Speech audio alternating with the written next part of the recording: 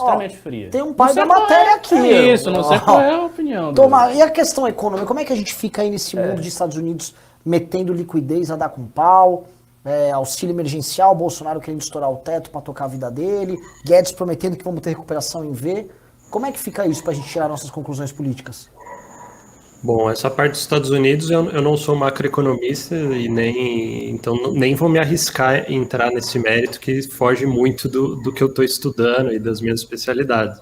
Mas da parte do Brasil, o que eu acho mais preocupante nessas análises que estão fazendo, esse otimismo generalizado, é que as pessoas estão olhando para o ano passado e falando, pô, ano passado a pandemia pegou muito mais pesado, não tinha vacina, né, teve algumas tentativas de lockdown que foram minimamente respeitadas, enquanto hoje, se você tentar fazer, as pessoas vão seguir a vida como se não fosse nada. E, bom, no ano passado não parece ter tido uma queda tão grande assim, então esse ano a gente tem vários elementos que seriam, entre aspas, melhores, com vacina, então é para ser muito melhor. Problema, no ano passado teve 800 bi de déficit, a dívida foi jogada lá em cima. Então, todos esses números que a gente está vendo de desemprego, de crescimento econômico, eles estão hiperinflados. Assim, a gente jogou 10 anos aí para mais de dívida nas costas das próximas gerações no tempo para sustentar essa porcaria que foi o ano passado.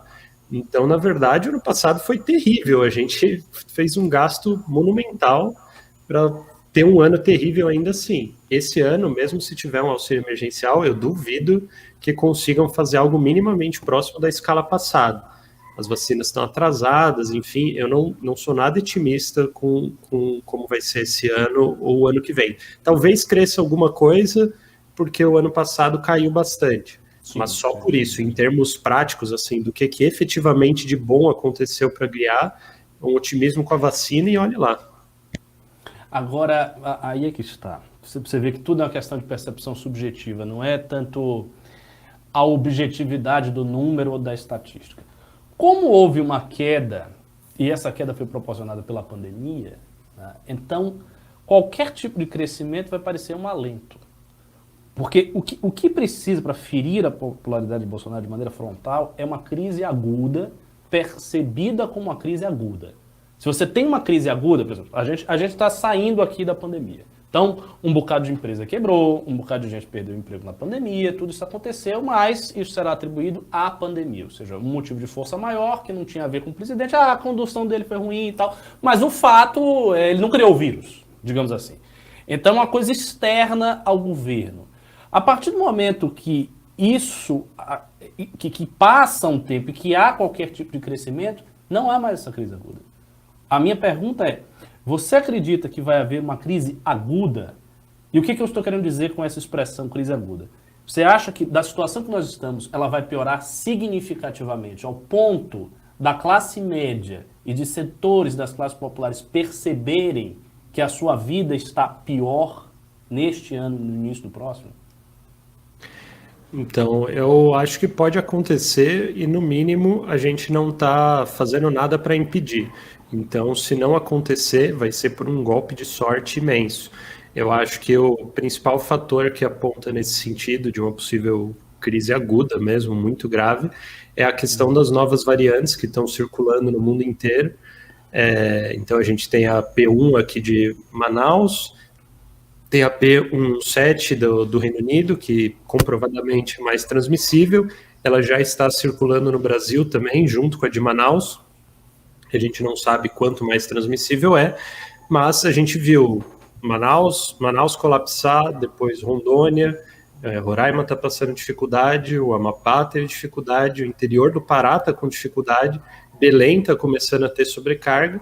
Então, a gente está vendo, entre aspas, descer essa variante de Manaus, e a variante do Reino Unido já está circulando por aqui. Ela colapsou o Reino Unido, colapsou Portugal, né, os Estados Unidos também está sofrendo com ela, estão super preocupados.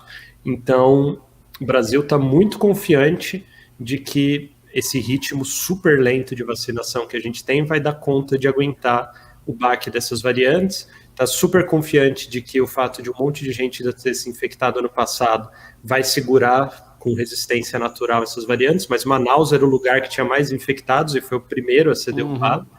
Então, Essa tese morreu, né? Não é possível que continue.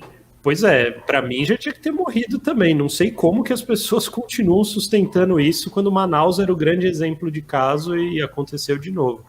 Então, o que eu acho que pode acontecer é isso. Colegas meus que estão trabalhando mais diretamente com os dados da epidemiologia, desculpa me alongar aqui na fala, eles analisaram, por exemplo, o caso do Rio Grande do Sul, que Porto Alegre parecia que estava um pouco melhor, mas aí eles mostram que no verão o que aconteceu?